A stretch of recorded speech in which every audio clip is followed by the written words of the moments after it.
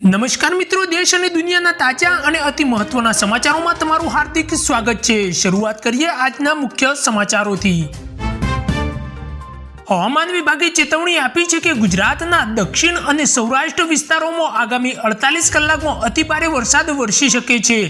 અનેક વિસ્તારોમાં પૂરની સ્થિતિ સર્જાઈ શકે છે, જ્યારે રાજકોટ અને કચ્છના કેટલાક વિસ્તારોમાં ગઈકાલ રાત્રે અચાનક ભારે વરસાદ વરસતા રસ્તાઓ પર 3 થી 4 ફૂટ પાણી ભરાઈ ગયું છે। ઘણા વાહનો પાણીમાં ફસાયા હોય તેવી પરિસ્થિતિ સર્જાઈ છે। ત્યાર પછીના મહત્વના સમાચારોની વાત કરીએ તો આજે ઈંધણના ભાવ સ્થિર રહ્યા છે।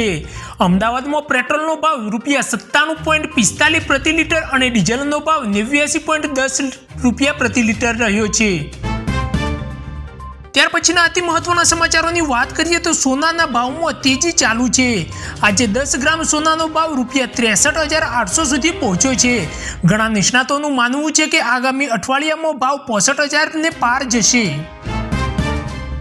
ત્યાર પછીના મહત્વના સમાચારોની વાત કરીએ તો કર્ણાટક સરકારે MSP ગેરંટી સ્કીમ જાહેર કરી છે। આ યોજનાને લઈને દેશભરમાં ચર્ચા શરૂ થઈ છે। શું હવે કેન્દ્ર સરકાર પણ આવી યોજના લાવશે તે પ્રશ્ન હાલ ચર્ચામાં છે। ત્યાર પછીના મહત્વના સમાચારોની વાત કરીએ તો ગુજરાતમાં ખેડૂતો માટે નવી ટેકનોલોજીનો આરંભ। હવે ડ્રોન વડે ખાતર અને દવાના છંટકાવ થવા લાગ્યા છે। ખેડૂતો આ પદ્ધતિને લઈને ઉત્સાહિત છે। ત્યાર પછીના મહત્વના સમાચારોની વાત કરીએ તો સતત વરસાદને કારણે કપાસ અને મગફળીના પાકને મોટું નુકસાન। ખેડૂતો સરકાર પાસે સહાય પેકેજની માંગણી કરી રહ્યા છે। ત્યાર પછીના સમાચારોની વાત કરીએ તો RBIએ જાહેરાત કરી કે 5 સપ્ટેમ્બરનો હોલિડે રદ કરવામાં આવ્યો છે। હવે 8 સપ્ટેમ્બરે સરકારી સિક્યુરિટીઝ અને ફોરેન્સ માર્કેટ બંધ રહેશે। ત્યાર પછીના અતિ મહત્વના સમાચારોની વાત કરીએ તો શેર બજારમાં આજે સવારે તેજી જોવા મળી હતી, પરંતુ બપોર પછી સેન્સેક્સમાં અચાનક 300 પોઈન્ટનો ઘટાડો નોંધાયો છે।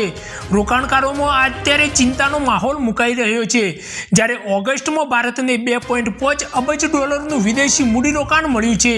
નિષ્ણાતો કહે છે કે આ રોકાણથી આર્થિક વૃદ્ધિમાં ઝડપ આવશે। ત્યાર પછીના અતિ મહત્વના સમાચારોની વાત કરીએ તો પ્રધાનમંત્રી નરેન્દ્ર મોદીએ GST સુધારણા અંગે જણાવ્યું। આ સુધારા દેશના ભવિષ્ય માટે ઐતિહાસિક છે, જ્યારે સામે વિરોધ પક્ષનું કહેવું છે કે આ માત્ર ચૂંટણીની એક ચાલ છે।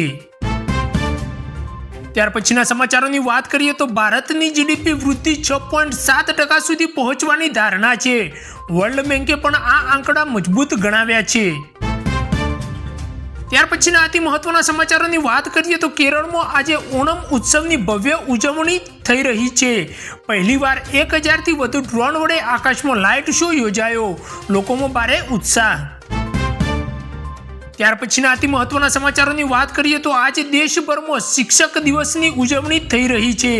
વિદ્યાર્થીઓ પોતાના શિક્ષકોને સન્માન આપી રહ્યા છે અને અનેક શિક્ષકોને એવોર્ડો પણ અપાયા છે। ત્યાર પછીના મહત્વના સમાચારોની વાત કરીએ તો પશ્ચિમી રેલવેની અનેક ટ્રેનો ભારે વરસાદને કારણે મોડેથી દોડતી જોવા મળી રહી છે।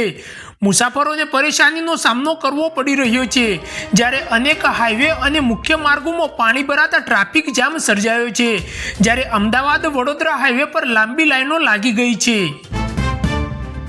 ત્યાર પછીના અતિ મહત્વના સમાચારોની વાત કરીએ તો ભારત અને ચીન વચ્ચે લદ્દાખ સરહદ પર તણાવ ઘટાડવા બેઠક યોજાઈ। શું આ બેઠકથી સરહદ પર શાંતિ આવશે કે નહીં તે ચર્ચાનો વિષય છે।